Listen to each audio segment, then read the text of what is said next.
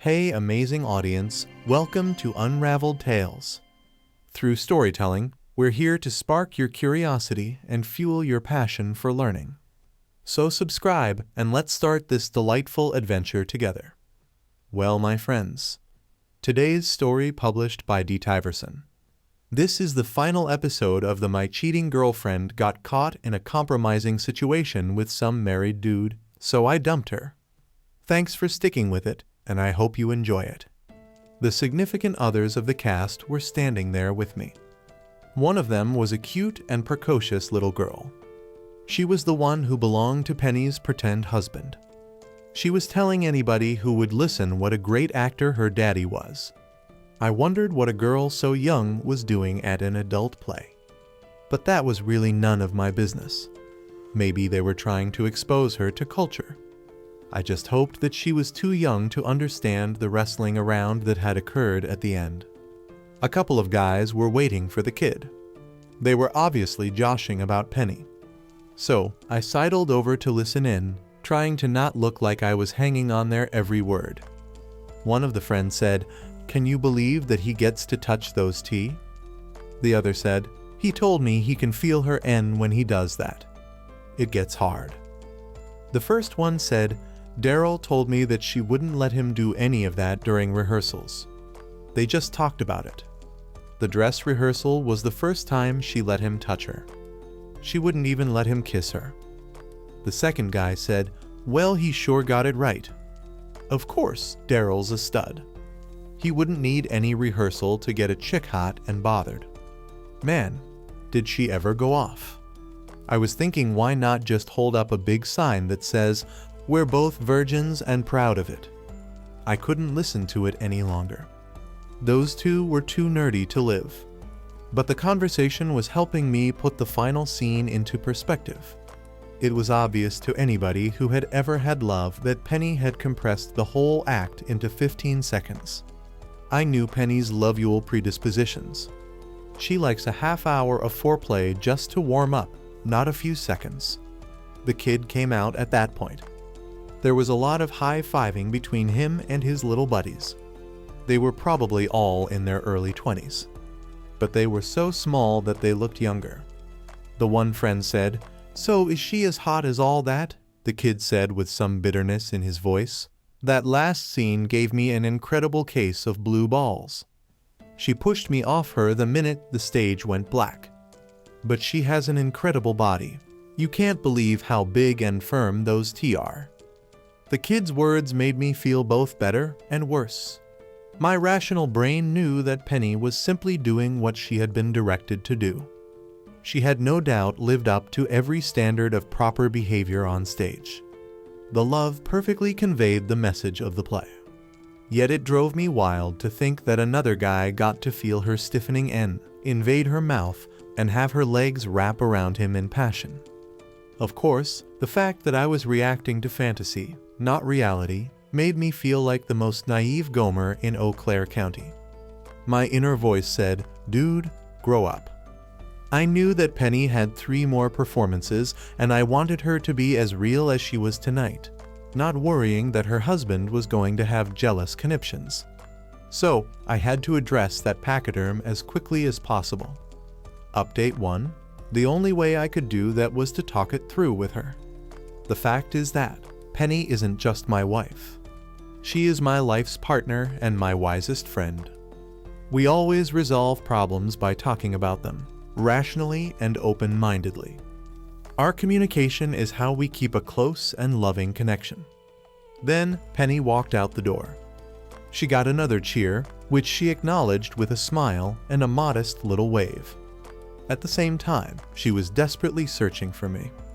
I had been closer to the door than she expected, and she looked right past me into the back of the crowd.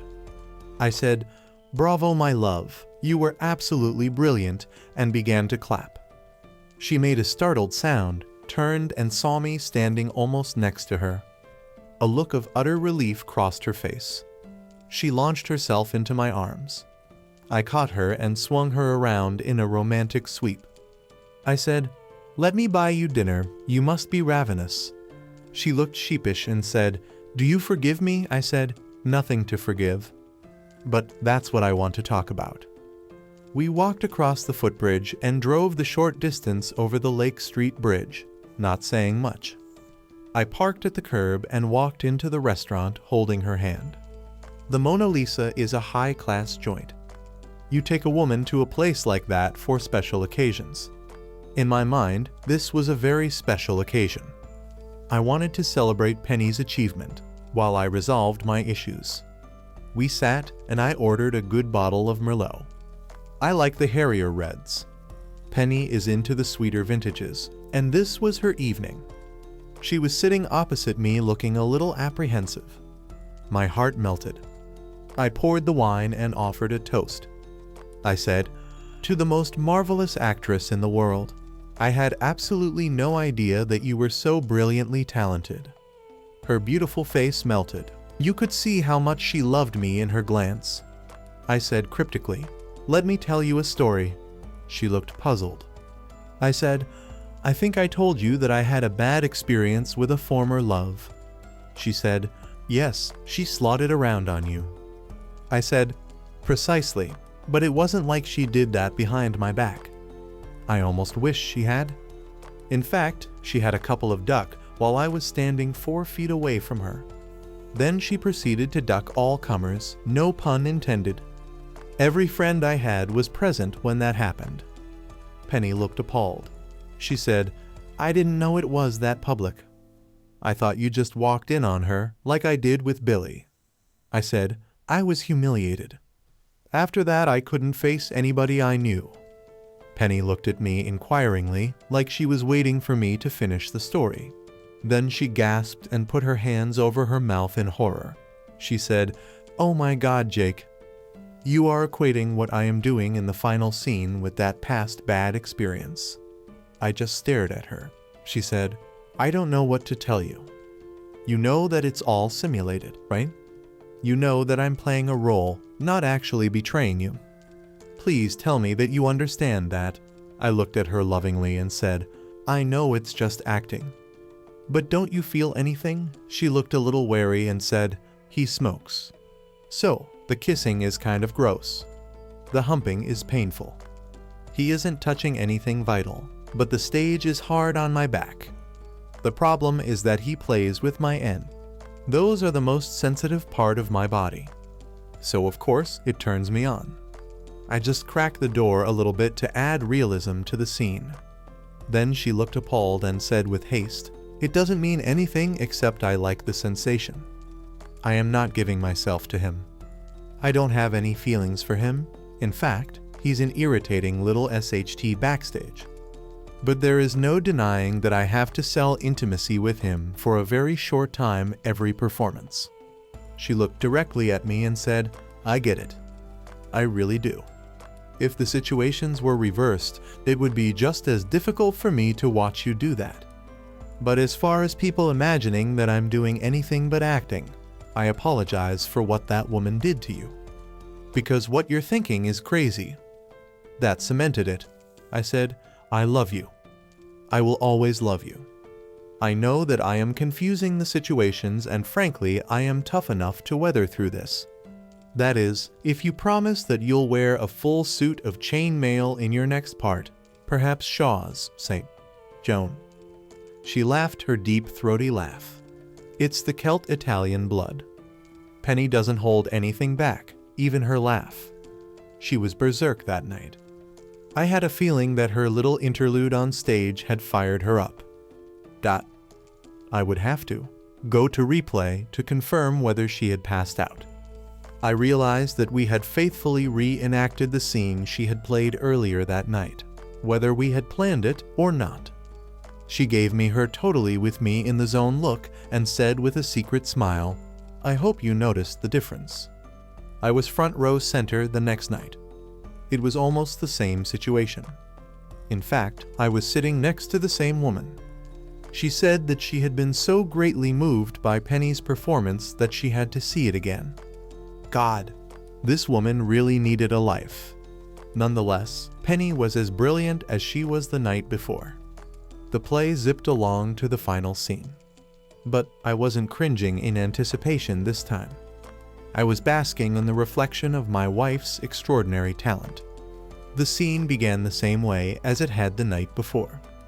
Unlike last night, I wasn't paying much attention to the action on stage. There was a party for all the major donors after the performance, and I was savoring the pleasure of escorting the show's star. My lack of attention to the simulated love was a tribute to how far I had evolved. Penny made the same move with the kids. He took it and fondled her with increasing ardor. But this time I could see him rolling her. That hadn't happened last night. It was also obvious that the timing of the scene had slowed way down. It was the hottest thing I had ever witnessed. Everybody in the audience thought that it was an amazing job of acting. But I knew better. That was Penny in Lovule Extremis.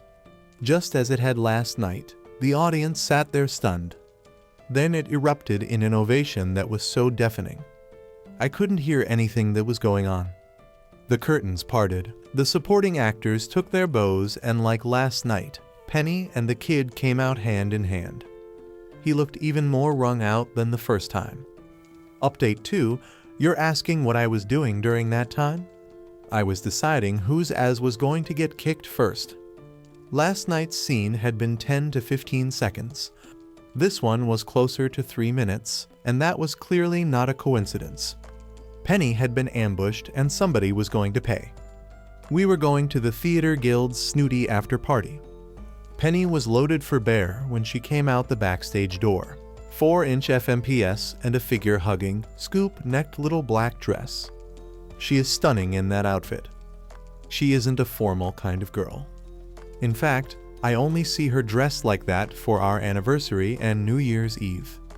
But this was the most important cultural happening in Eau Claire County. You don't have to tell me. Eau Claire culture is an oxymoron. But tonight was the best we had. I was standing directly in front of her with my most loving look plastered on my face. That was a waste of time. Her Irish temper was up. She marched past me toward the kid, who was smirking at her with a group of his buddies. She had fire in her eyes, and it wasn't that fun kind of fire either. I knew that I had to head off the confrontation, because the ensuing fight would reveal to the whole wide world that Penny wasn't acting up there. I grabbed her arm and said, "Later, let's do a little planning first." Then I steered her across the street to the courthouse bar and grill. She was sputtering every step of the way. We fit in that place like two cats at a pit bull convention. But I wanted to cool her down and get the whole story. I ordered us 2 drafts. We both prefer wine. But God only knew what third world country the house red was from. As soon as I sat down, she said, "Did you see what that creep did to me?" I couldn't pitch a fit right in the middle of the scene. I said grimly, "I know." But people thought it was just part of the play. I was the only person who knew the difference, unless you're ducking somebody else in the audience. She whacked me hard. Then she looked horrified. She put her hand on my arm and said with real concern in her voice, "You don't think I did that on purpose, do you?" I said, "No, the scene was 10 times longer than it was last night." She gave me a sheepish look. She smacked my arm in anger and said, "Don't be in a shoal. This is my body, and I make the choice about who I give it to." She said, "I'm sure it's that mother ducker Ron Woods's. The girl has quite a mouth when she's angry." She said, "He's been lusting after me since the tryouts. I'm sure he thought he could get in my pants if he gave me the part. I've been ignoring the little weasel. This must be his way of getting even. Note to self, kick Ron Woods's as ASAP." She said, eyes blazing, "As far as I'm concerned, I was raped, and that's the last time I am going to put myself in that situation." I said hastily, "No, don't. You're a huge success. I don't want you to throw away everything you've achieved. You're officially the loveliest grade school principal in the entire state of Wisconsin." She whacked me again. I said with an ominous note in my voice, "For the rest of your performances, I am going to make sure that everything is normal. It's next Friday, right?" She said, "If I decide to go back." I said, "I've got a plan." Just do what you would normally do and leave the rest to me." Penny's look of pure adoration could have melted stainless steel. The party was at the Eau Claire Golf and Country Club. With all the maneuvering to cross the Chippewa, it takes maybe 20 minutes to get there.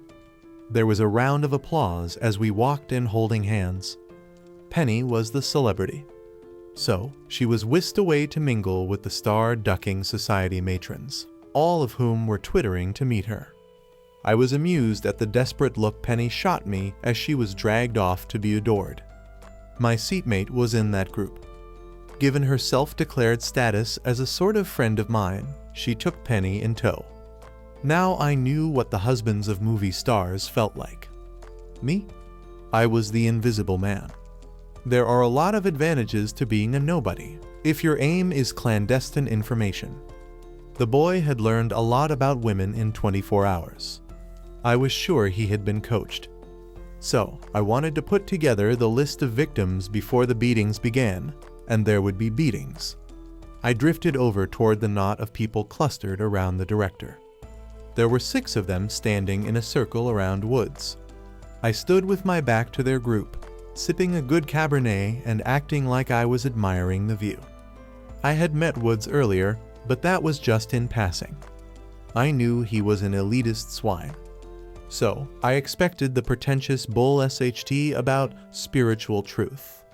He was pontificating about the statement about modern feminism that the end of the play made. Of course, the play was written in the 1940s and equality and freedom weren't big concepts back then. Just ask any minority. Nevertheless, in Woods's not-so-humble opinion, every citizen had a right to rectify personal wrongs. Consequently, Penny's character wasn't ducking around on her husband. She was doing what she had to do to balance the scales of justice. Woods's opinions about social justice held no interest for me. However, I was very interested in his thoughts about retribution. I totally agreed with his views there. I had some wrongs that needed righting, and I was going to make sure that they were all vigorously rectified. I suppose my plan fit more suitably with the husband's character, since he was the one who was into physical intimidation. I just needed to know who to bully, and for how long.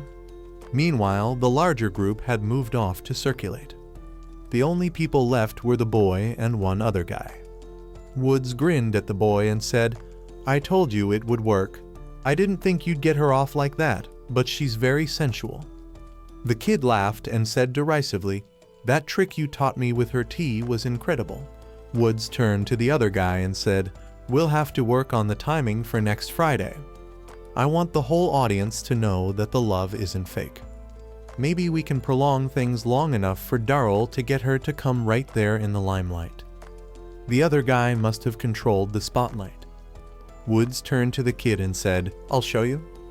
I was concentrating on not snapping the stem of my wine glass. Woods said, "We'll work on it this week. Now I've got to go socialize with those old biddies. But remember to stay around after rehearsals so we can get this right. I want that stuck-up BTCH to find out what total humiliation really feels like." At that point, they all drifted off. Update 3. The insufferable piece of SHT had choreographed the whole thing. He'd done it to get even with Penny, and he was going to pay for that. I would show him what total humiliation felt like. I almost didn't blame the kid. When I was his age, I would have done anything to get a shot at a woman like Penny. All the same, I owed him a little something on account for doing the actual deed. There was no doubt that the douchebag would pull off his little scheme if I didn't do something to actively intervene. Penny would be helpless once she got out in the spotlight, and she doesn't think straight after you get her motor running. So, I was going to have to reason with Woods before next weekend. He needed to understand that his plan would be seriously detrimental to his health. I sat at the bar and watched my incredible wife work the room. The old ladies gushed over her. Their husbands openly lusted after her, and every Lothario at the party made a play for her. She charmed the women, inflated their husbands' egos, and shot down every pass without mercy. All the while, she kept cutting me secret glances that said, Can you believe these folks? She socialized for just long enough to be polite. Then she excused herself under the pretext of exhaustion. That was an out-and-out lie. We got in the car. I said, Woods set you up. You don't need to worry about him, though. I am going to deal with the son of a BTCH this week. She said, You'd better. I am not going through that humiliation again. I said, Don't worry, I owe him a stern talking to. I'm also going to include your co-star in the discussion. He seems to be the stooge. But I owe Woods a personal debt, and I plan to repay it with interest. I had no doubt that I could convince Woods that messing with Penny would be a very bad idea. He was maybe 160 pounds soaking wet, while I was closer to 220. Still, notwithstanding the question of whether I could do it, several real-life factors had to be weighed. The most imperative was the fact that I had a lot to lose if I just trashed the fellow. I'm sure that guys of a certain socio-economic status would simply walk up to the dude and deck him. The worst that could happen would be a misdemeanor battery charge and 30 days in the clink, which is no problem if your main source of income is your unemployment check. But I was an educator, a school administrator, and a person of respect in my little community. I would lose everything if I got hauled in for assault, so a bar fight was out. So I was sitting in the hot spot on Sunday evening waiting for Eve's husband John. Dot was still running the place at the young age of 82. But her granddaughter Brooklyn was waiting tables. My little 10-year-old co-conspirator had grown into a 19-year-old hottie, the spitting image of her mother, tall, blonde, and built like a bag full of bobcats, with her hair parted in the middle and cascading all the way down to her round little butt. She looked a lot like the actress Charlize Theron. She was wearing tight jeans and a loose top that didn't hide the fact that she was a lot bustier than her mom. Brookie was in her first year at OEC. However, with her app classes, she was a sophomore in computer science. I had noted her exceptional intelligence way back in the day.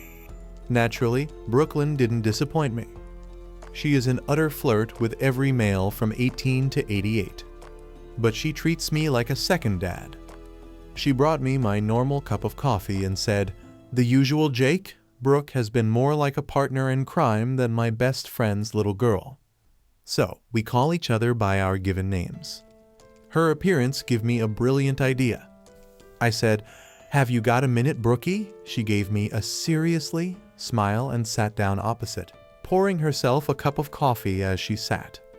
I said, "Do you know a kid named Darrell Simmons?" She gave me a disgusted look and said, "There isn't anybody on the OEC campus who doesn't know that bast." I said, "How so?" "What can you tell me about him?" She gave a snort of derision and said, "What's to tell? He's been going there since the Ice Age. He's a theater major, so he probably can't get a real job. He and his friends relentlessly hit on everything in a skirt. It isn't like any of us would ever go out with the creep, or any member of his merry little band of gay freaks. But it doesn't stop them from trying, day and night. All in all, they're worse pests than Wisconsin black flies." I laughed at the analogy. She studied me with the same wise, for her age, look that I've loved over for the past 9 years and said, "Why are you asking me about that little mutant?" I took a quick glance over her shoulder and said, "I'll tell both of you," as her dad slipped into the booth next to her. John is a beloved figure in our neck of the woods. He is a gentle small-town doctor who is kind and caring to everybody. But there is something about him that reeks of lethal. I knew that he had been an Army Ranger and he had done several tours in Afghanistan and Iraq. But the guy I was looking at was a family man, and he had a deep, loving bond with his daughter. In fact, their abiding love for each other spoke eloquently about his humanity. I looked at Brooke and said, "I asked your dad here to see if he would help me with a serious problem. But maybe you could help me too. Do you have a little time for a story?" Brooke turned toward her grandmother. Dot was sitting at a stool in front of the counter reading the local paper. Brookie yelled, "Grandma, can you take the floor for a while?" Dot peered over her reading glasses, her only concession to age, and said, "Take your time, honey." I looked at father and daughter and thought, what a stalwart pair of allies. Then I proceeded to tell them the whole story, holding nothing back. John stopped me a couple of times to ask questions. Brooke just sat there looking disgusted. She finally said, "Leave that little pervert to me and Mats. Mats is a defenseman on the OEK Blue Gold's hockey team and destined for the NHL. He was currently Brooke's main squeeze," she said. "We'll convince that weirdo that what he has in mind is a very bad idea." She gave me an evil grin and said I could kick his as myself. But Mats can do it a whole lot better. I looked at her with alarm. Mats had a reputation as an NHL caliber fighter. I said frantically, "Don't kill him.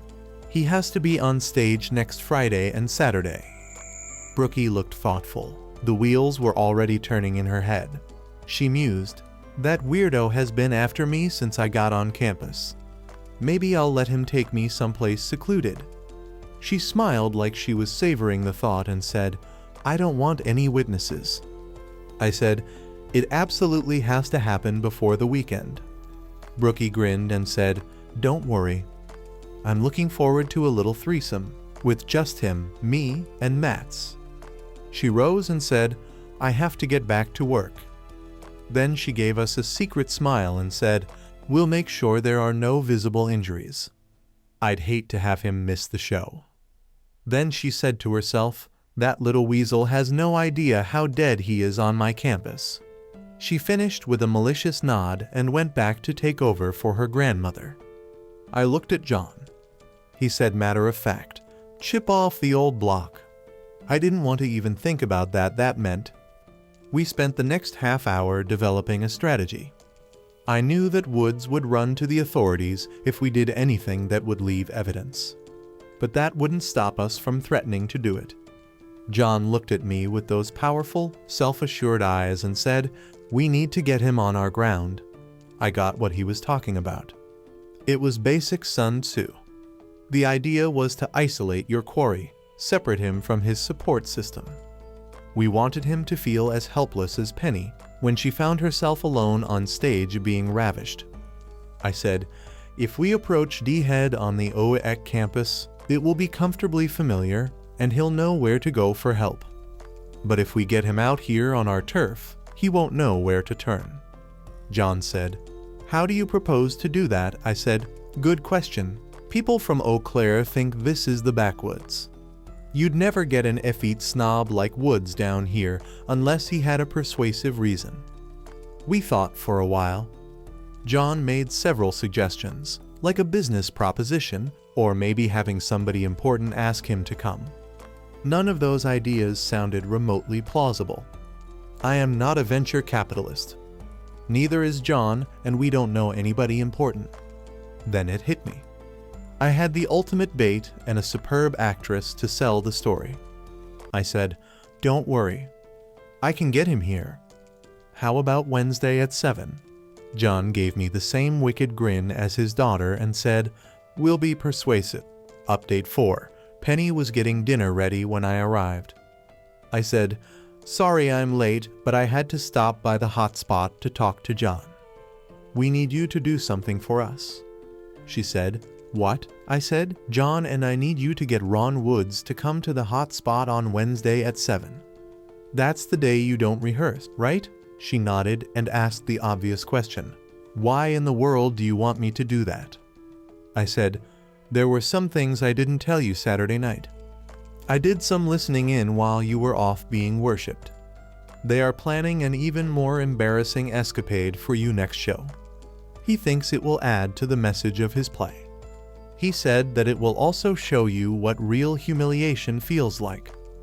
I added with a sarcastic smile, "You really should have ducked him. Half Irish and half Italian is a volatile combination." Penny looked like she was about to explode. She said, "That's it.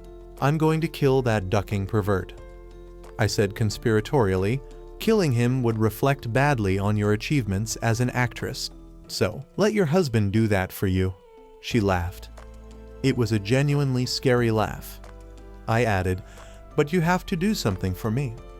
I need you to work your womanly wiles to get that arrogant little Ashole down to the hot spot." She gave me the look. "Penny can get any man to do anything when she uses the look," she said merrily. "Where's the phone?"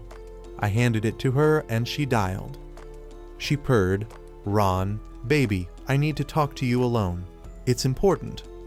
Penny's sounded like she had gone into heat. There was frantic gabbling from the phone, and she said, "No, we have to be careful. My husband is jealous. He is intimidated by smart people like you."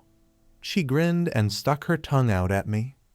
There was more indistinct sound from the phone, and she said, "No, we have to do it here. I know the territory. It's easier for me to sneak around. We can meet at the local diner. I can text you the directions." There was more babble.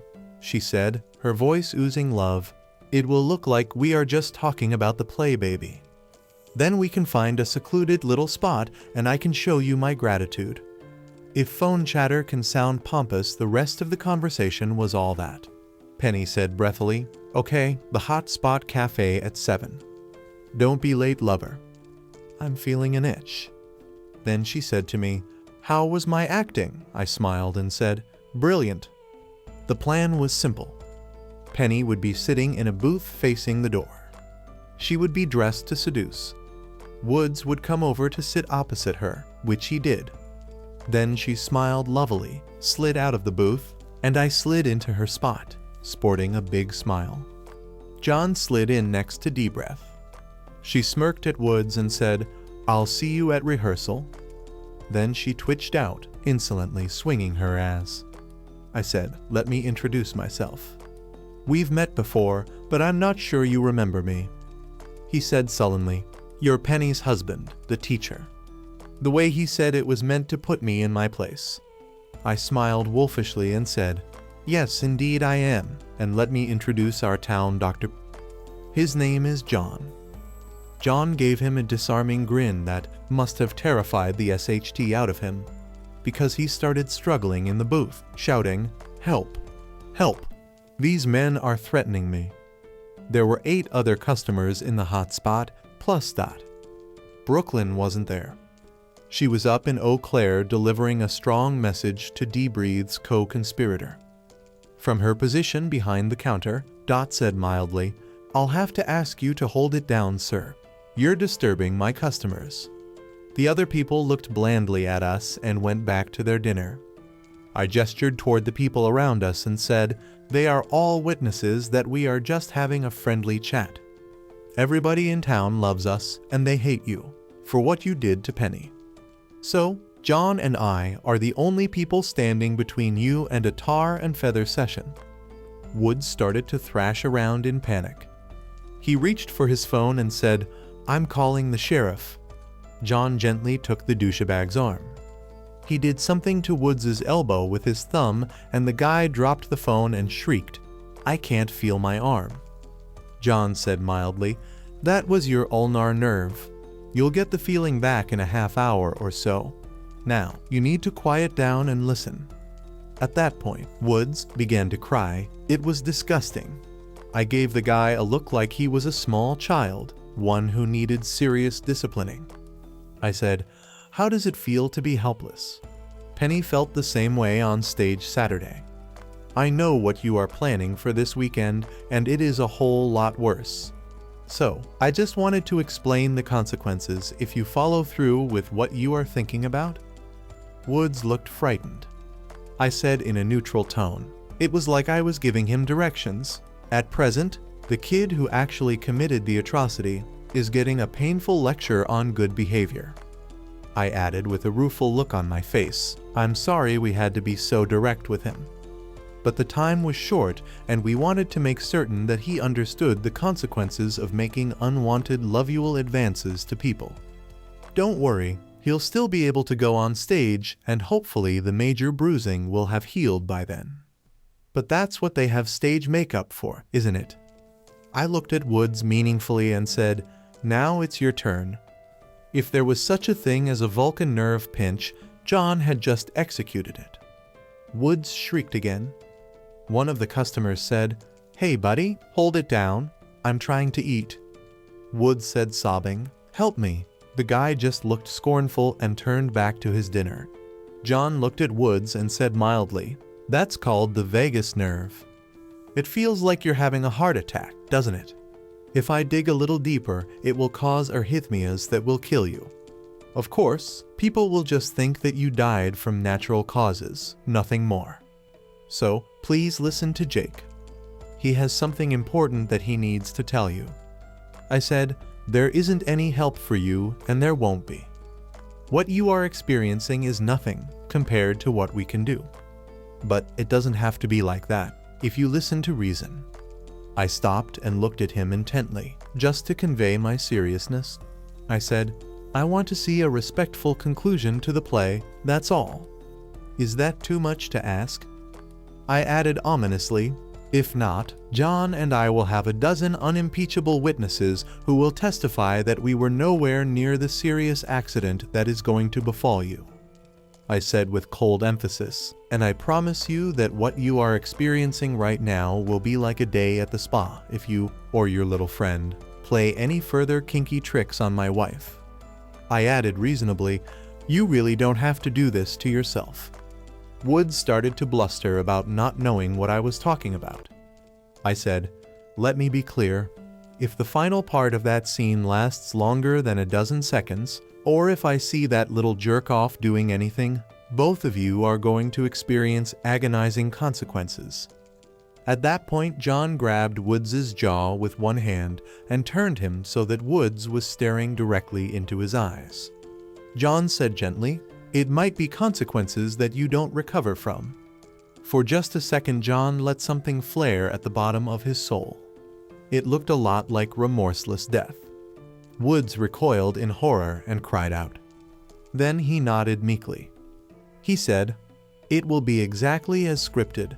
I'll tell Darrell to be respectful." I laughed and said, "I don't think he will need any more reminders to behave. Darrell is probably in fear of his life right now, and you should be too going forward."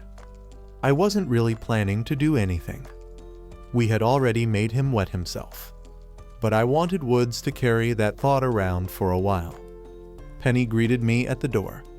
She said nervously, "How did it go?" I laughed coldly and said, "John and I reasoned with Director Woods, and I can absolutely guarantee that he is more committed to defending your honor than I am. Just don't squeeze your co-star too hard during that last scene, because he is going to be a bit tender." I smiled with satisfaction and said, "Brooklyn and her boyfriend, you know, that huge Swede, are reasoning with the little creep as we speak. It is going to be a very intense experience." Penny laughed evilly and said, "That's nothing like the intense experience I am going to give my knight in shining armor." We finally got our breathing under control. She kissed me and said, "Thank you," I said dismissively. "Woods was a wimp. But I would have defended you against the Incredible Hulk." She laughed merrily, throwing a delicious thrust of her pelvis in as a bonus, and said, "That's not what I'm talking about. I'm thanking you for the trust you showed in me, for your willingness to believe that I belong to you and only you, even though you saw something different on stage." I laughed and said, "If you were going to cheat, I'd hope that you would be smart enough to not do it in front of 300 people. Penny suddenly turned serious. She said, "Remember our first date, the time we ran into the Tylers on the Union Terrace? Do you remember what I said about building trust one brick at a time? How we could create an indestructible edifice of trust that way? Well, we've built one over the last 9 years, and it will never fall down. Not until death do we part." I was still awake long after Penny had nodded off. I was thinking, I know I'm insecure. Any guy would be with a wife as stunningly attractive as Penny. But at the same time, I believed in her. People end up with each other for all sorts of illogical reasons. Nevertheless, a successful long-term marriage requires a lot of painstaking work to keep the essential connection. We had put in the time and effort, and we had gotten the reward. I accepted that Penny was several notches higher on the social scale than me. But so what?